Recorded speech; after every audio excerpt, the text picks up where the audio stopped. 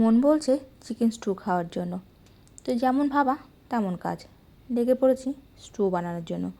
Fridge খুলে দেখলাম যা যা লাগবে মোটামুটি ফ্রিজে আছে। চলো শুরু করে দিই স্টু বানানোর জন্য। নিয়ে নিয়েছি চিকেন। আমি এখানে বেশ বড় সাইজের চিকেন নিয়েছি। আর ঘরে বাবু চালের গুঁড়ো শেষ হয়ে গেছে, তাই একটুখানি চাল ভিজিয়ে নিলাম পেস্ট বানিয়ে পরে দেওয়ার জন্য। এবার একটা গুঁড়ো মশলা তৈরি করে নেব। গোটা জিরে, গোলমরিচ আর লবণ একসঙ্গে দিয়ে হালকা ভেজে তুলে রাখলাম। ঠান্ডা করার পরে ক্রাশ করে নেব। ওই যে বললাম ঘরোয়াভাবে করব, তাই বাটারের পরিবর্তে আমি সাদা তেল দিয়েই করছি।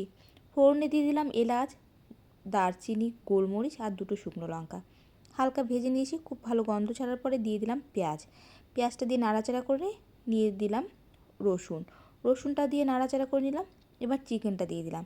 চিকেনটা দিয়ে বেশ একটু নাড়াচাড়া করে মিশিয়ে নিয়ে এবার দিয়ে দিচ্ছি সামান্য লবণটা চিকেনের পরিমাণে দেব।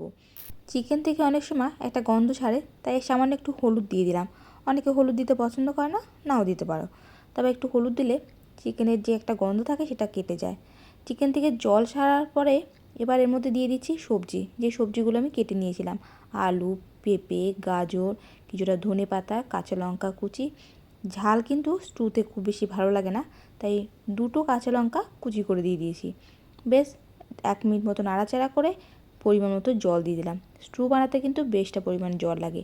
এবার ঢাকা দিয়ে 10 থেকে 15 মিনিট রেখে দিতে হবে। দেখুন, ও হ্যাঁ, তেজপাতা দিয়েছি সেটা বলতে ভুলেই গেছি, তেজপাতাও কিন্তু দিয়েছি।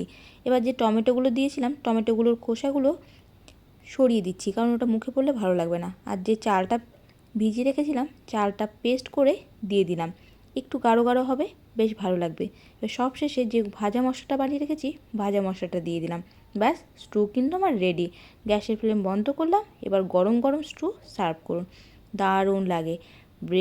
যে ব্রেডগুলো পাওয়া যায় না, বেকারির যে ব্রেডগুলো, ওগুলোর সঙ্গে কিন্তু দারুণ লাগে খেতে। আবার শুধু মুখে এমনি খেতেও ভালো লাগে।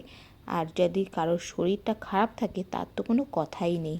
কি দেখে মনে হলো তো বানানো সহজ? এবার বানিয়ে